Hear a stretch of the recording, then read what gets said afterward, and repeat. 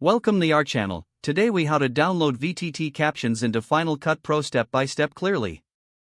To download VTT Captions into Final Cut Pro, begin by ensuring you have your VTT file ready.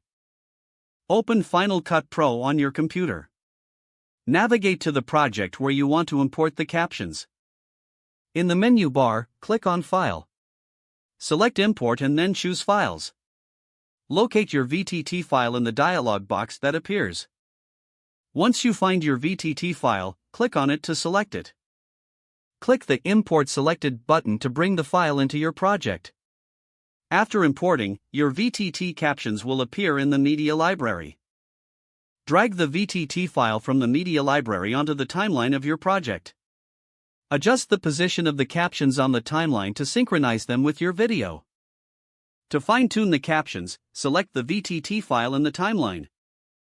In the Inspector panel, you can modify font, size, and position settings.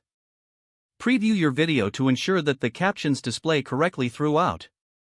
If necessary, make further adjustments to the timing or formatting of the captions. Once satisfied, save your project to secure all changes. Your VTT captions are now successfully integrated into Final Cut Pro. If the page does not load, refresh the browser or try again in a private or incognito window. Make sure you are using the correct email address, then retype it carefully to avoid small typos. If your password is not accepted, use the reset option and create a new strong password you can remember. Check your spam folder for verification or security emails, then complete any requested confirmation steps. Enable two-factor authentication if available to improve account security and reduce unauthorized access risk. After signing in, review your profile details so your contact information and settings are accurate and current. If you see an error message, note it down and try again after restarting your device and internet connection. Log out when you finish, especially on shared devices, to keep your account and payment information secure. If the page does not load, refresh the browser or try again in a private or incognito window.